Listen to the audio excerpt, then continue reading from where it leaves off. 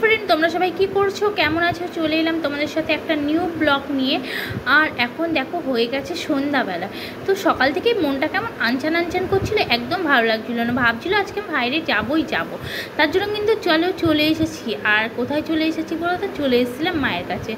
আর দেখছি এখানে নিয়ে বসে পড়ছে কিছু বাসতে। এগুলো কী আছে তোমরা যা যা বুঝতে পারছো অবশ্যই কমেন্ট করবে, আমি নাম কিন্তু বলবো না, যদিও আমি অতটা ভালোবাসি না। তো দেখো মা নিয়ে বসে গেছে বাসতে, আর আমিও কিন্তু বসে বসে জোত্তার গল্প লাগিয়ে দিয়েছি। তো যাই হোক, গল্প টল্প করে নিলাম বেশ কিছুক্ষণ। আর তোমাদের সাথে এটাকেও শেয়ার করে দিলাম, কারা কারা তোমরা ভালোবাসো। আমি আগেই বললাম আমি খেতে ভালোবাসি না, আর অবশ্যই কিন্তু কমেন্ট করে জানিও। তারপরে দেখো রাতের খাওয়া দাওয়া হয়ে গেছে, আমরা একটু চলে যাচ্ছি লং ড্রাইভে। আর আমরা দুজন মিলেই যাচ্ছি কিন্তু, আর তোমরা যদি কেউ জয়েন্ট করতে চাও চলে এসো। তারপরে দেখো একটু বেরিয়ে যাচ্ছি, ভালো লাগছে না, অনেক দিন হয়ে গেছে ঘরের বাইরে যাওয়া হয় না, সবসময় কিন্তু ঘরের মধ্যেই থাকি।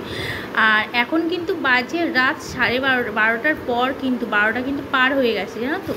তারপরে কিন্তু আমরা চলে যাচ্ছি একদম বেরিয়ে, যে শুক্রবার পড়ে গেছে এর জন্যে কোনো প্রবলেম নেই। তো চলো, আজকে একটু শুনশানি আছে রাস্তাঘাট, কেন গুড ফ্রাইডে আছে জানো তো, রাত পোয়াইলে গুড ফ্রাইডে, এর জন্য কিন্তু অতটা কিন্তু জ্যাম রাস্তায় নেই। আর লং ড্রাইভে যেতে কার না ভালো লাগে, যেন সবসময় যেন মন চায় লং ড্রাইভে যেতে। আর তেমন দেখো রাস্তাতে জ্যামও কিন্তু আছে, তাই বলে কিন্তু গাড়িগুলো থেমে নেই, গাড়িগুলো কিন্তু আমাদের সাথেই চলছে। আর আমরাও কিন্তু গাড়িদের সাথে তাল মিলিয়ে চলছি। আর পুতনি পেতনির মতনই চলে গেছিলাম, যেতে যেতে কিন্তু রাস্তা আটকে দিল, হঠাৎ আমাদের আটকে দাঁড় করিয়ে দিল। কি ব্যাপার বুঝতে পারলাম না, কি ব্যাপার, আমাদেরকে কেন দাঁড় করিয়ে দিল এরকম বিচ পথে? কেউ নেই, দেখো এদিক ওদিক কেউ নেই।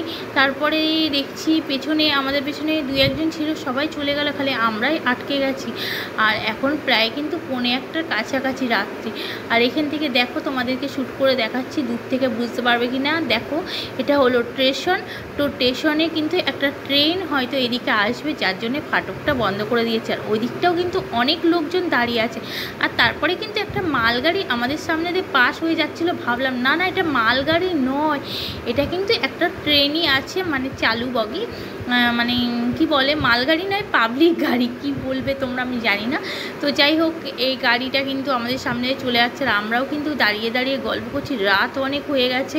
তারপরে চলো ঘরে যেতে হবে, আর ভালো লাগছে না। তারপরে কখন ফাটকটা খুলবে সেটাও টেনশন করছি, তাতে ফাটকটা খুলুক। খাওয়া দাওয়া করেই বেরিয়েছিলাম যেহেতু, আর ঘরে এবার যেতে হবে। পুরো রাস্তায় কিন্তু একদম শুনশান হয়ে গেছে, খালি কিছু মানুষকেই দেখতে পাচ্ছি। তারপরে চলে এলাম, এই যে দেখতে পাচ্ছ পার্কিংয়ে, আমার বর কিন্তু গাড়ি পার্কিং করতে চলে গেছে। আর এইদিকে আমার ভাইয়েরাও বেরিয়ে যাচ্ছে, চলে যাচ্ছে ওরা ঘরে, ওদের ঘরে চলে যাচ্ছে। আর অনেক রাত হয়ে গেছে, তোমাদেরকে প্রথমেই বললাম। আর আমরাও কিন্তু এই যে গাড়ি পার্কিং করে আমরাও কিন্তু পুরো চলে যাচ্ছি। ভিডিওটা এখানে শেষ